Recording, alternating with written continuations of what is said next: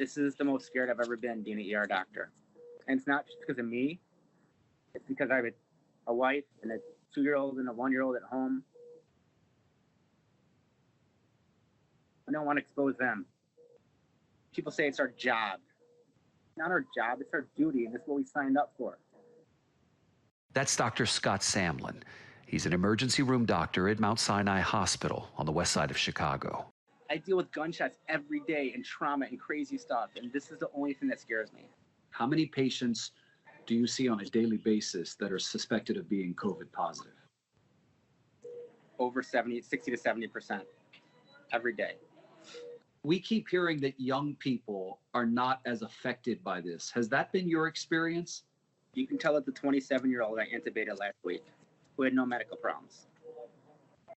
Dr. Samlin says anyone arriving at the emergency room now who has respiratory problems is being treated as if they're positive for COVID because doctors can't afford to wait the 3 days that it's been taking to get the results back. So we do deductive reasoning. If their white count is normal and their lymphopenic, which is something that we look at, and their x-ray looks like COVID and their influenza negative, it's COVID. Well, we're having another COVID come in. Do you want to see the setup before it comes in? Please, please. So before we go in, we put on gowns, we put on goggles, we put on as much PPE as we had. Respirators, we could have them to intubate the patient, put a tube down the throat.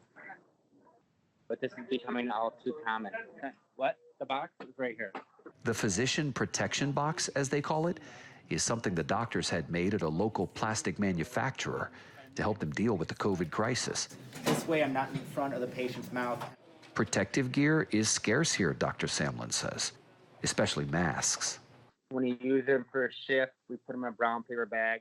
This COVID patient who's coming in right now, the suspected COVID, he's coming by ambulance, I assume. How critical is he? They're doing CPR on him.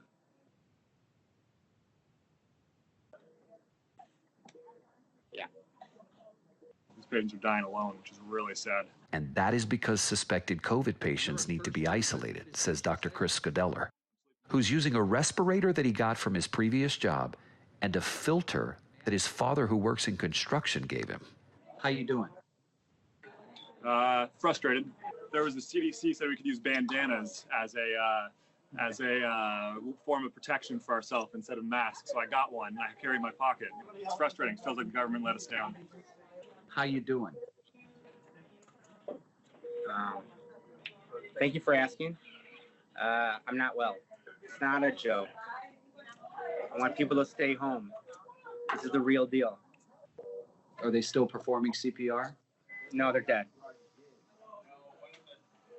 There was no time to even test that patient for COVID, but the precautions were taken. Dr. Samlin says beside PPE and a break, this is what they need. If you have a friend or a colleague or anybody you know in the healthcare industry who's working the front lines, just send them a text saying, thinking about you. God bless you. Love you. Thank you for what you're doing. That's all we need. On behalf of a grateful country, thank you. Thanks, Dave. Thank you.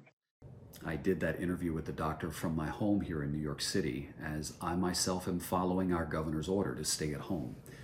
We found out about Dr. Samlin because he had started a GoFundMe page to raise money to buy his coworkers medical supplies, masks, because in some places around this country, that's what it's come to. David Begnaud, CBS News, New York.